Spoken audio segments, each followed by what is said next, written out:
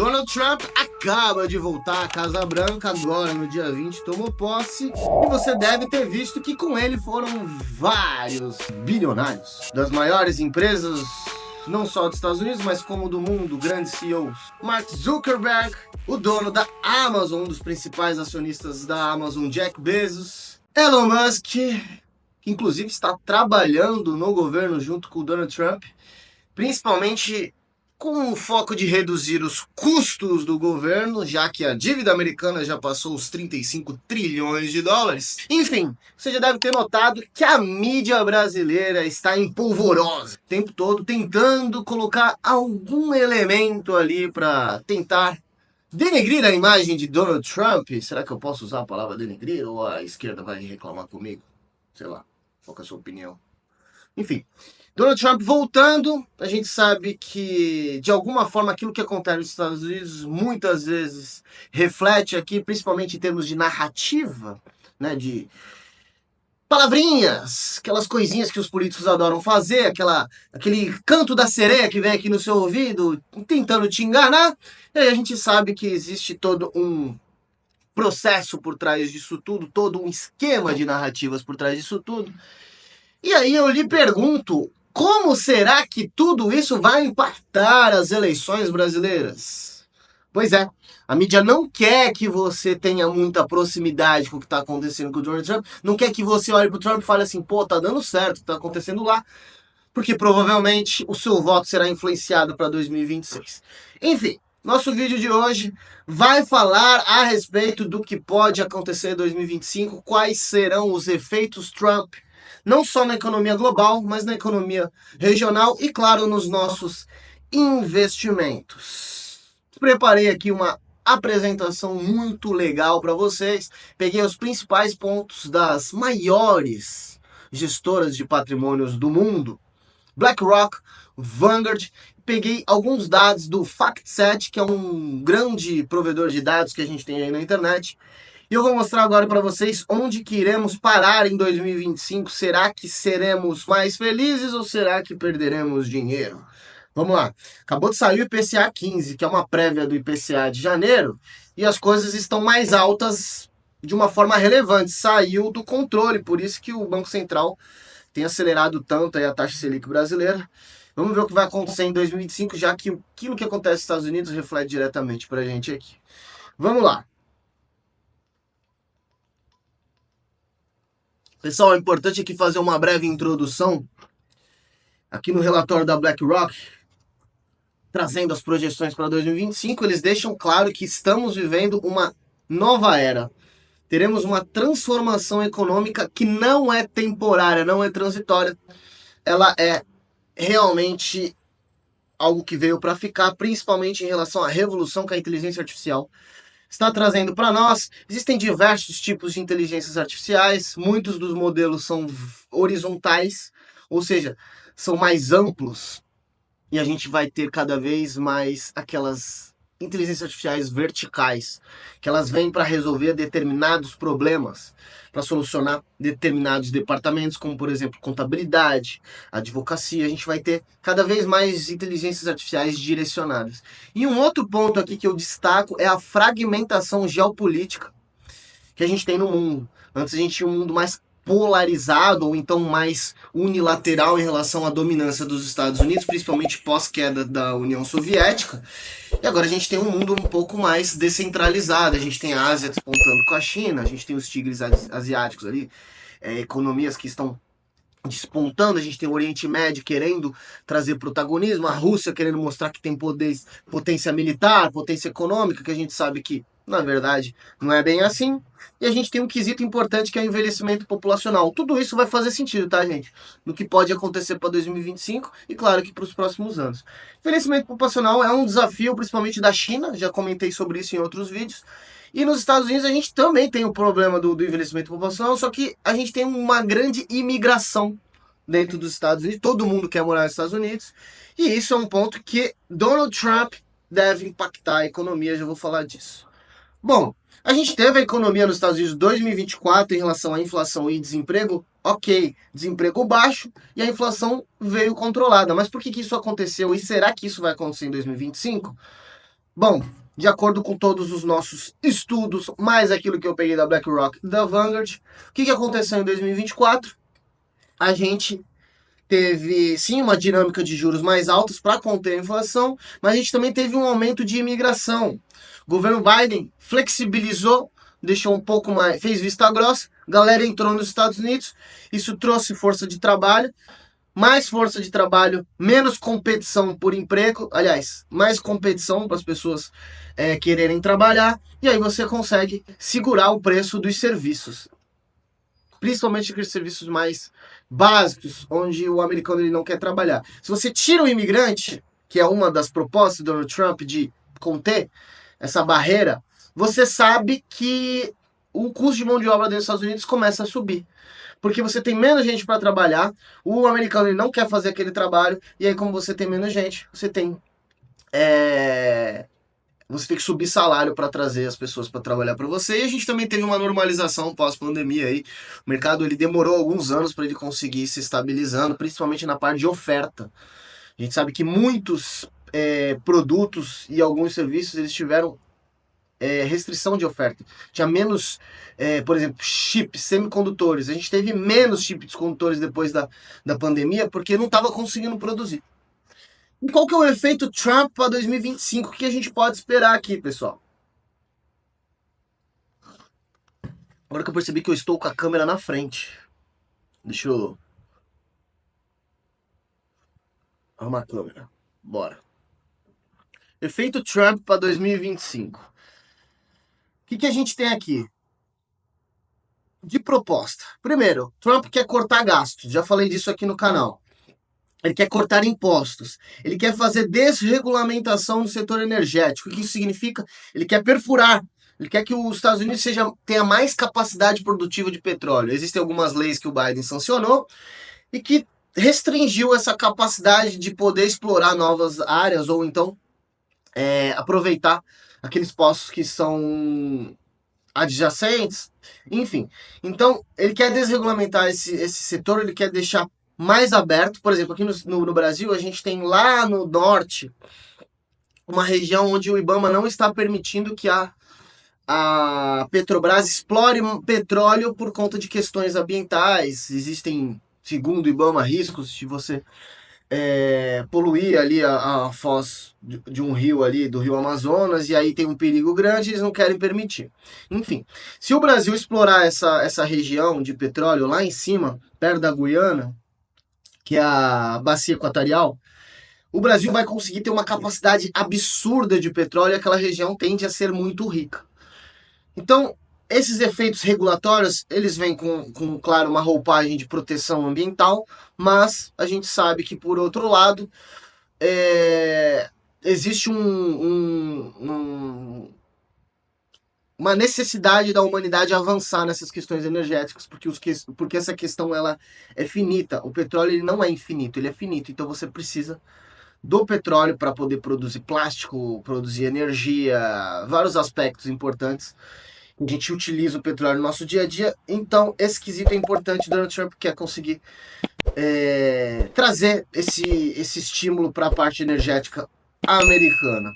E ele quer fazer com que as inteligências artificiais também sejam cada vez mais demandadas. Eles querem que os Estados Unidos seja um polo de criação de inteligência artificial.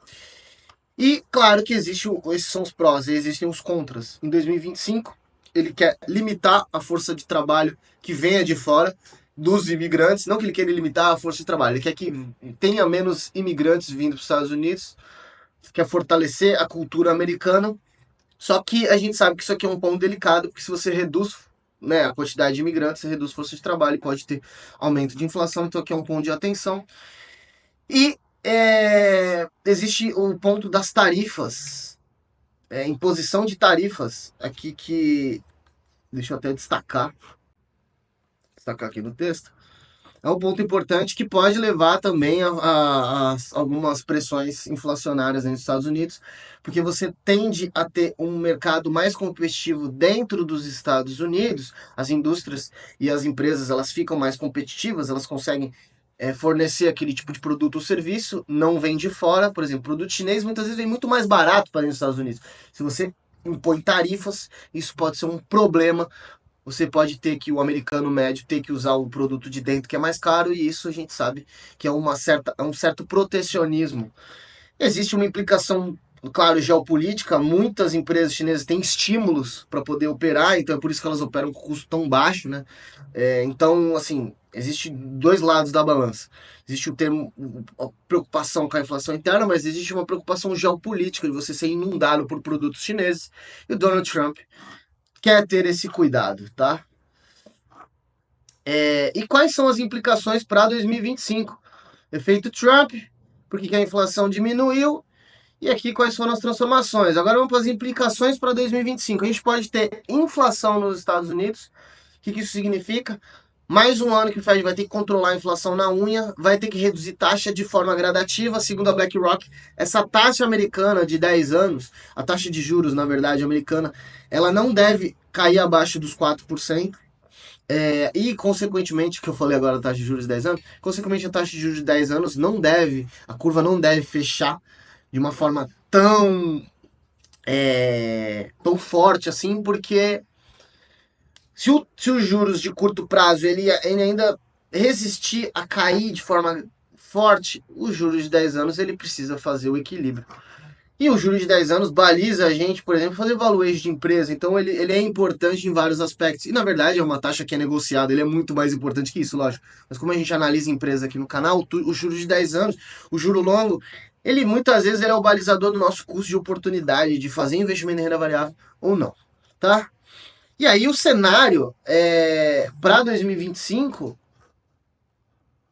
ele tende a trazer para nós um, uma, um alívio na restrição de oferta. A gente deve ter mais oferta de produto, serviço.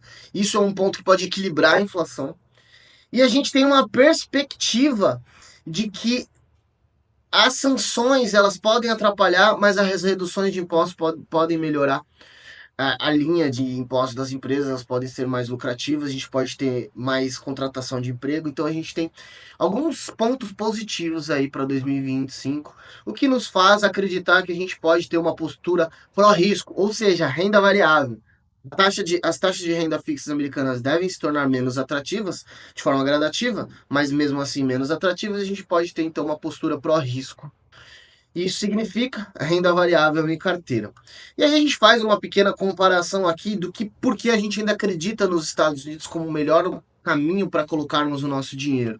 Os mercados globais, se a gente fizer a comparação desse gráfico que a BlackRock traz para a gente pode ver que o mercado americano ele cresceu seu valor de mercado muito mais acentuado que o resto do mundo. E aí a gente pode entender por quê. Aqui ó, do lado direito a gente tem os earnings, que são os lucros. Os lucros das empresas americanas também subiram de forma mais relevante. Você vê que o resto do mundo ficou mais estável em termos de crescimento de lucro. Já as empresas americanas elas crescem de forma muito mais acentuada. E aqui está um ponto onde a BlackRock traz também para a gente aqui a força de trabalho na Europa, porque muita gente fala assim, pô, mas eu quero investir em empresas europeias, eu quero ter um índice europeu. Só que na média o mercado europeu ele performa abaixo do mercado americano. E a gente pode ver que a força de trabalho, inclusive para 2025, para 2026, na Europa, ela tende a ser mais reduzida. A gente não deve ter um ganho de produtividade na Europa tão acentuado quanto nos Estados Unidos, tá? E, enfim, isso é representado também pela Vanguard, não só a BlackRock, mas a Vanguard tem trazido alguns dados em relação a isso e a gente trouxe aqui no nosso relatório. E segundo a Vanguard, a gente deve ter um crescimento europeu mais estagnado. E, enfim, a China também deve ter um crescimento um pouco menos relevante, como foi nos últimos 2 anos, crescendo acima dos 5%. Agora em 2024, em 2025 a gente deve ter uma leve desaceleração na China também ali, em torno dos 4,5%. É o que projeta a Vanguard, e a BlackRock também tem algumas estimativas muito parecidas. Eu trago esses crescimentos para a gente entender para onde vai o mercado, né? E a gente pode entender que as 7 magníficas nos últimos 10 anos tiveram um crescimento muito, muito acentuado. Se a gente pegar o SP500, a gente pode ver que o SP500 cresceu a 12,8% em dólar, enquanto o resto do mundo cresceu, os mercados internacionais cresceu a 5,7%. em dólar, tá? Em moeda local teria crescido na média em 7,6%, mas em dólar 5,7%, porque o dólar se valorizou nesse período. Então a gente pode ver que a gente tem mais do que o dobro do crescimento nos últimos 10 anos do mercado americano, muito claro, impulsionado pelas sete magníficas, que cresceram 21% seu lucro só de 2023 para 2024, se a gente pegar o ano de 2024 completo com o quarto trimestre lançado. Então isso aqui é um ponto importante. O SP500 está crescendo de forma relevante, mas puxado principalmente pelas sete magníficas, que a gente está falando de Amazon, Alphabet, Meta, Apple, Nvidia, Microsoft, enfim, são as principais empresas que lideram ali o SP500, e a gente tem aqui uma evolução da inteligência artificial contribuindo para essas empresas despontando. Tá? Nvidia principalmente, Microsoft com a OpenAI, o Google com o Gemini, sei lá, como é que fala? Gemini, acho que é Gemini. Eu uso, mas não sei falar. Mas eu uso mais o ChatGPT aqui da OpenAI, que foi recentemente adquirido uma parte pela Microsoft. E a gente tem essa revolução, e aí a Vanguard traz um gráfico do ganho de produtividade que a inteligência artificial deve ter, não para 2025 específico, mas para os próximos 10 anos. A partir de 2029, 2030, a gente deve ter ali um começo do ganho de produtividade, e aí até 2040 a gente pode ver aqui a curva aumentando a produtividade global por conta das inteligências artificiais.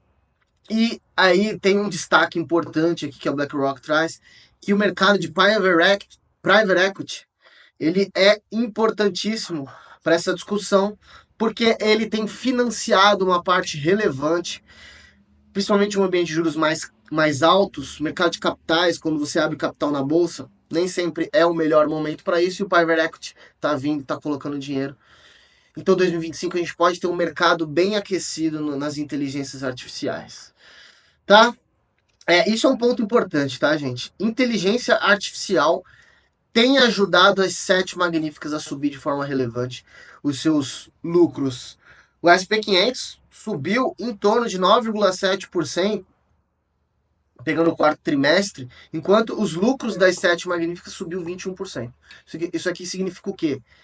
Temos um mercado à parte entre as sete magníficas, traz mais lucratividade, uma eficiência, um nível de eficiência maior, e isso se reflete provavelmente para 2025. O SP500 deve crescer acima dos dois dígitos de novo, não acima dos 20%, provavelmente, mas acima dos dois dígitos. Isso é um ponto que a gente tem que ficar de olho. É difícil o mercado americano crescer 3 anos seguidos de forma tão relevante, mas aparentemente esse ano é promissor.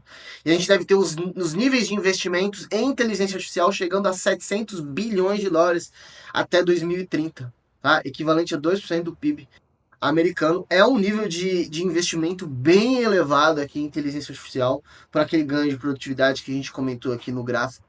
É um mundo que tende a ser cada vez mais eficiente. Na média, muita gente vai ficar sem emprego, muita gente vai ter que se reciclar, entender esse novo mundo.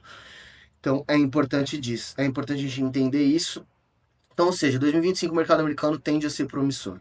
Tá? E as ações no mercado emergentes, elas tendem a continuar crescendo abaixo da média. E aí, segundo alguns estudos da Vanguard, apesar do Brasil estar barato quando a gente faz um preço relativo, quando a gente faz alguns valuations, mas na média o mercado emergente está sendo precificado de maneira justa, existe um risco embutido, enquanto o mercado desenvolvido, principalmente nos Estados Unidos, tende a ter um crescimento relevante ainda para 2025, principalmente nas empresas mais significativas. Isso não garante nada, a gente sabe que qualquer ruído, qualquer tipo de inflação, qualquer notícia do Banco Central americano em termos de inflação mais alta, enfim, os juros podem continuar elevados, e aí a gente sabe que as empresas podem ser impactadas, muitas delas. Tá bom? Pessoal, falamos um pouco sobre o cenário do Donald Trump, falamos sobre as perspectivas para 2025. Foi um relatório que eu trouxe aqui para vocês que eu formulei. E eu tentei ser um pouco mais abrangente, tá? Falei de Trump, mas falei sobre as perspectivas e o quanto a inteligência artificial está sendo importante nisso. Você já viu que esse canal é rico em conteúdo. Se você ainda não se inscreveu, você é maluco. Clica aqui embaixo, se inscreve no canal. Gostou do conteúdo? Deixa o like e ative as notificações. Toda semana a gente tem bastante conteúdo de qualidade sobre o mercado global. Minha missão aqui é mostrar para vocês como investir de maneira inteligente saindo de empresinha ruim e colocando o dinheiro no lugar certo. Tá bom? Tamo junto, pessoal. Um grande abraço e a gente se vê nesse próximo vídeo que eu vou deixar aqui na tela.